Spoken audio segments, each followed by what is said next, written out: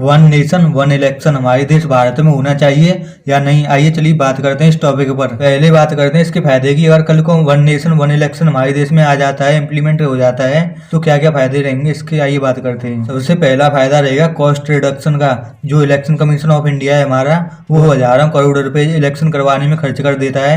अगर 5 साल में एक बार इलेक्शन होगा तो वो हजारों करोड़ रुपए बचेंगे। दूसरा फायदा होगा जो हमारे देश में बार बार इलेक्शन होते हैं, कभी इस राज्य में इलेक्शन तो कभी उस राज्य में इलेक्शन, जिसकी वजह से हमारे देश की जो गवर्नमेंट की स्कीम्स होती हैं, पॉलिसीज होती हैं, उनमें कंटिन्यूटी नहीं आ पाती है। क्योंकि इलेक्शन का डेट अनाउंस होते ही आचार संहिता लग जाती है और गवर्नमेंट फिर कोई भी नई स्कीम नहीं ला पाती है। और तीसरा फायदा हुआ जो हमारे देश की जो आम जनता को, उसे बार बार वोट डालने नहीं जाना पड़ेगा, बस 5 साल में एक बार वोट डालने जाना पड़ेगा और बस अपने घर आ जाओ वोट डालकर। अब बात करते हैं वन नेशन वन इलेक्शन के डिसएडवांटेज की। सबसे पहले अगर ये वन नेशन वन इलेक्शन लागू होता है तो हमारे देश के जो वीआईपी टाइप के पॉलिटिशियंस हैं वो भगवान बन जाएंगे, फिर वो दिखेंगे ही नहीं 5-5 साल तक, बिल्कुल भी उनके दर्शन ही नहीं होंगे। जो कि अभी इलेक्शन के बहाने बीच बीच में वर्षा के मेढक की भांति जनता के बीच में दिखाई तो पड़ जाते हैं, फिर उनका दिखाई देना पब्लिक के बीच में बिल्कुल बंद हो जाएगा। और दूसरा जो डिसएडवांटेज है इसका, ये हमारे देश के लोकतंत्र को कमजोर करेगा। सेंट्रल गवर्नमेंट में जो पॉलिटिकल पार्टी हुई उसे ज्यादा फायदा पहुंचेगा इस चीज से, और जो स्टेट गवर्नमेंट में जो छोटी मोटी पार्टियां होंगी उनको बहुत कम फायदा पहुंचेगा या बिल्कुल भी नहीं पहुंचेगा इससे।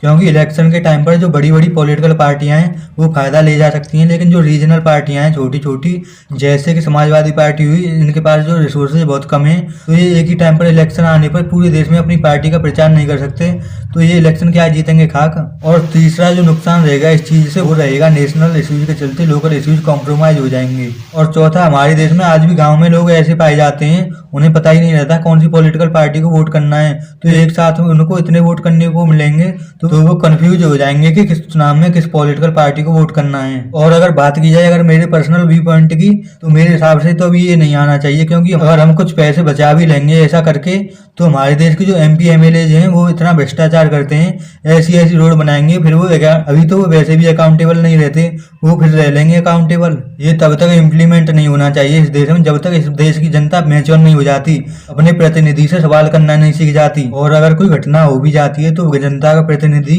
अकाउंटेबिलिटी लेना नहीं सीख जाता, तब तक ये इम्प्लीमेंट नहीं होना चाहिए। और नहीं तो फिर क्या होगा, तब हमारा देश अंग्रेजों का गुलाम था और फिर अब हमारा देश एलिट क्लास पॉलिटिशियंस का गुलाम बनकर रह जाएगा।